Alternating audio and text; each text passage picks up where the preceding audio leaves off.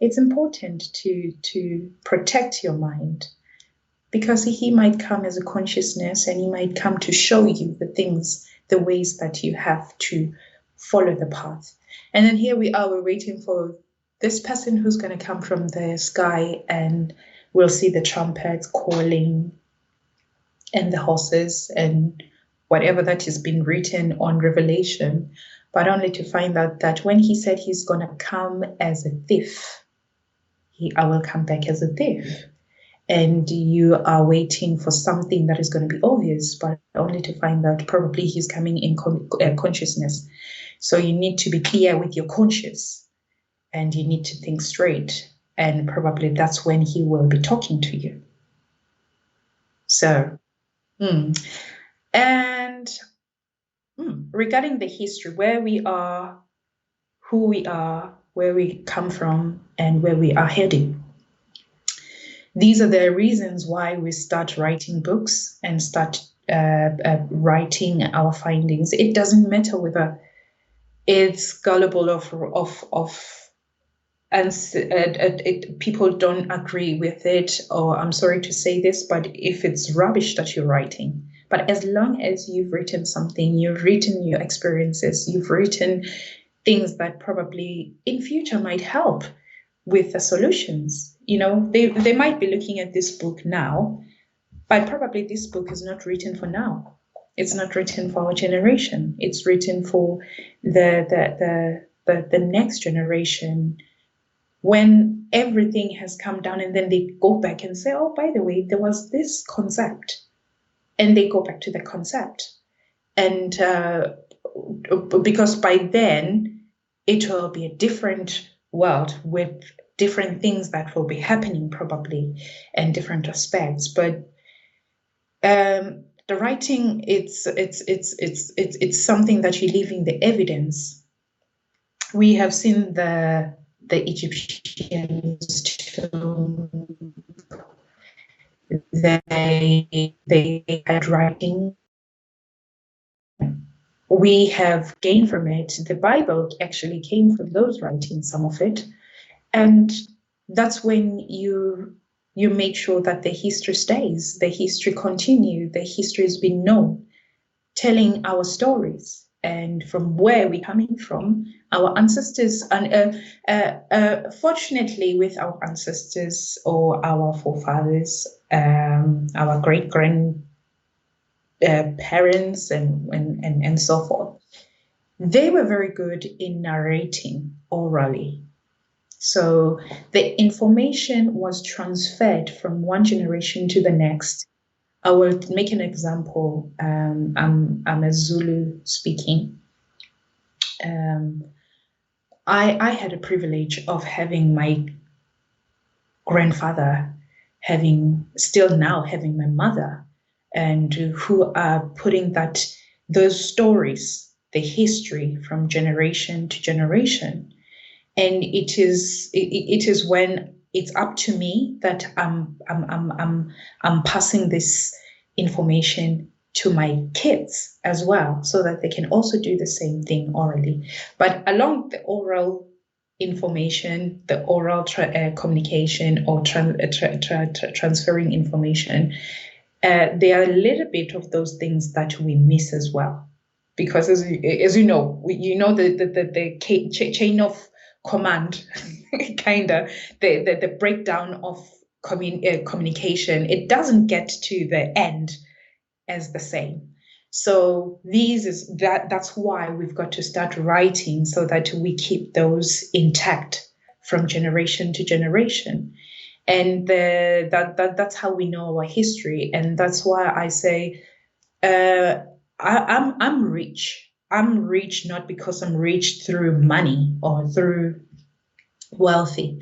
I'm rich through the information that was passed to me by my great grandfather, my mom, my dad, and towards to me. That made me rich, because I've got this knowledge. This knowledge, this information, that I can pride myself that I'm enough. I'm comfortable of who I am. no matter what. I can't be shaken or be taken easily because of not knowing my identity. So I'm happy with that. Well, the question of spirituality. Anyway, we are talking about your book because the title of your book have plagiarism from God, because that is God in it. That is why we are Yes. looking at it also from that point of view. And of course, spirituality is something that we take very seriously here, because when we are talking about ourselves, finding ourselves back again in Africa or among Africans, because what is happening in Africa is also happening among Africans. And one thing I have discovered, talking to a lot of Africans in the diaspora, particularly those that might be in the Caribbean and in the West, is that they are suffering from the same thing that we are suffering from. And how this is happening is that we have our competitors who is standing between us doing the narration, which as the West, the European, they are the one that are writing African history for us. So they try to cancel everything that had been before their encounter with us, and they are making it sure that we will look at reality from their lenses, so that they will sort of try to tell us that our history started from from colonialism, if we are in Africa. Then for the Africans in the diaspora, their history started from slavery. Favorite. But this is so bad. This is, of course, this is what happens when a people have to look at reality from through the lenses of another person, because the damage, you can't even calculate it, is so bad. Because you basically are creating a frame of reference for people. It's obvious that your friend, the British, couldn't get it that after all what Jesus Christ have done for you, how come you cannot make him as a reference? But it is only when you look beyond the box, you look outside of the box, that you come to understand that it has been a cheating all along. It has been fake from the beginning. All right, I say fake because it's not even rational for somebody to come and save you. Why would he want to leave his own people and come and save you? Why? What is the purpose for it? Even if there were no evidence of European deceiving African people, killing people, raping, committing genocide for them to be able to take the resources in Africa, it still would not make any sense that a group of Europeans organize themselves to come and save African people. Why? And another question that we might need to ask there is, from whom are you saving African? What is From who? Saving them from who? What is the danger you are saving them from? You see, I think a good example now would be like what the United States is doing in Africa.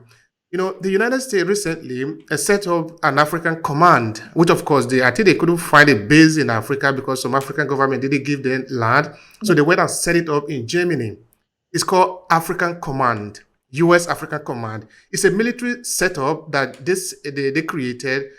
And sometimes I think one journalist was asking, what are you doing this for? They said, well, they are going to protect the African people, something like that. But that is really difficult for me to understand. To organize that command, even though they are in Germany, is very costly. It requires a lot of billions of dollars. Why would the United States spend billions of dollars to save people that are not your citizens? To raise that money, the US citizens need to pay for it. Why would you do that? But it's only when we think outside the box that we realize that it is not true. They are there to protect their own interests. That is what the Europeans did too. That is what they did with religion. That is what they did with commerce. That is what they did with politics. Nobody is saving another person. Right. Yeah. Yeah. So it is important that some of these things we take time to explain them, to evaluate them, to reflect about them. Yeah. That our frame of reference need to reflect us.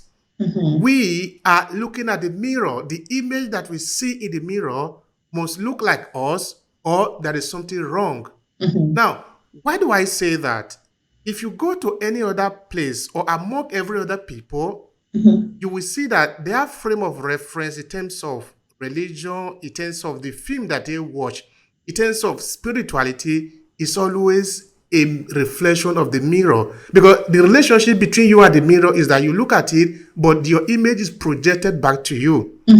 Look at the Chinese, the Buddha, look at the Arab, look at every other people, it is just the way it is.